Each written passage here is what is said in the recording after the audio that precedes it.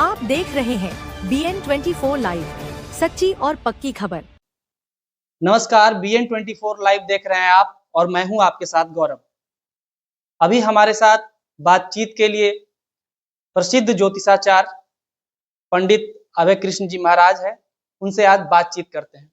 पंडित जी, सबसे पहले तो बहुत बहुत स्वागत है हमारे साथ। जी बहुत बहुत धन्यवाद गौरव बाबू आपको।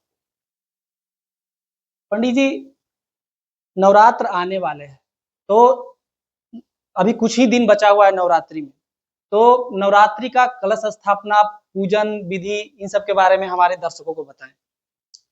देखिए, इस बार नवरात्रि जो है, सबसे बड़ी विषय यह है कि माता का आगमन जो हो रही है, माता का पूजन की विधि, कलश स्थापना की विधि, ये सारे एक एक बात को मैं आपके श्रोता को बता रहा हूं। इस बार नवरात्रि 22 तारीख शुक्ल पक्ष से प्रारंभ होगी। कलश स्थापना के दिन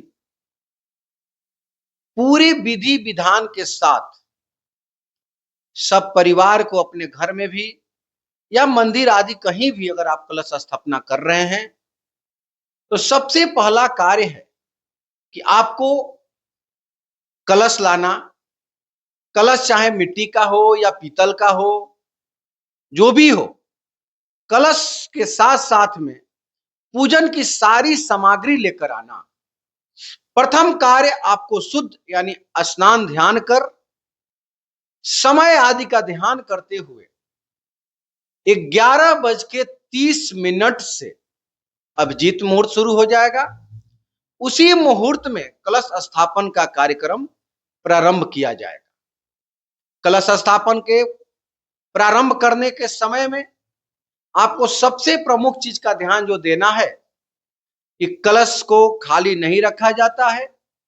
कलश में जल भरे, उसमें कुछ द्रव्य डाल दें, उसके ऊपर कम से कम 5 या 7 पल्लो, जिसको हम लोग आम के पत्ता भी कहते हैं, उस पत्ता का मुख के ऊपर रखकर नारियल से, और नारियल भी खाली नहीं होना चाहिए, नारियल के ऊपर लाल कलर का वस्त्र लपेटकर उसके ऊपर रख देना है।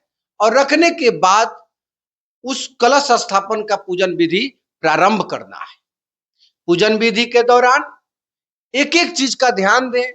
जो भी पूजन की सामग्री हो, सारे सामग्री को लेकर जौ भी जरूर, माता के पूजन में जौ का उपज होना, क्योंकि किसान को भी, तो भारत जो है यह धर्मनिरपेक्ष देश है, यहाँ पे किसान प्रधान देश है, तो इस चीज को भी माता दर्शाया जाता है माता के सामने कि हमारे किसान भाइयों को भी हमेशा अनाज की कमी ना हो। उसके लिए हम लोग जौ का भी रोपण करेंगे।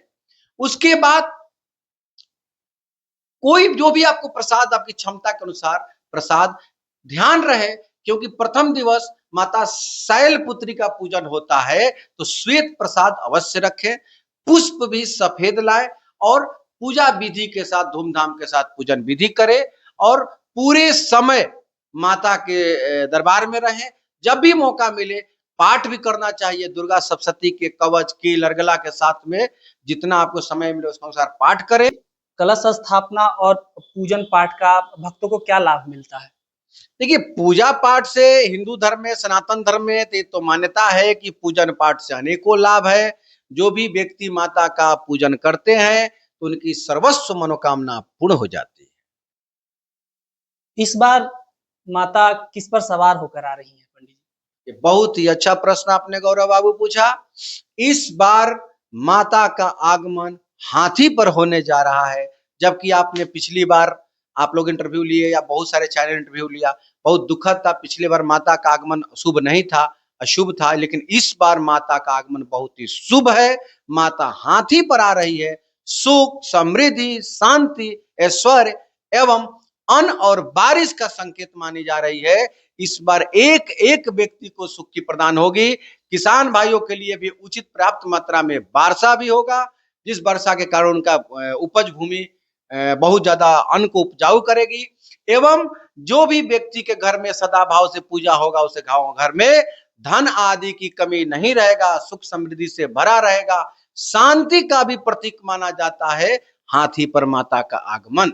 इस बार माता का आगमन अत्यंत शुभ माना जा रहा है। बहुत बहुत धन्यवाद पंडित जी। तो ये थे हमारे साथ प्रसिद्ध आचार्य पंडित अभय कृष्ण जी महाराज। बाकी तमाम खबरों के लिए बने रहे BN24 लाइव के साथ।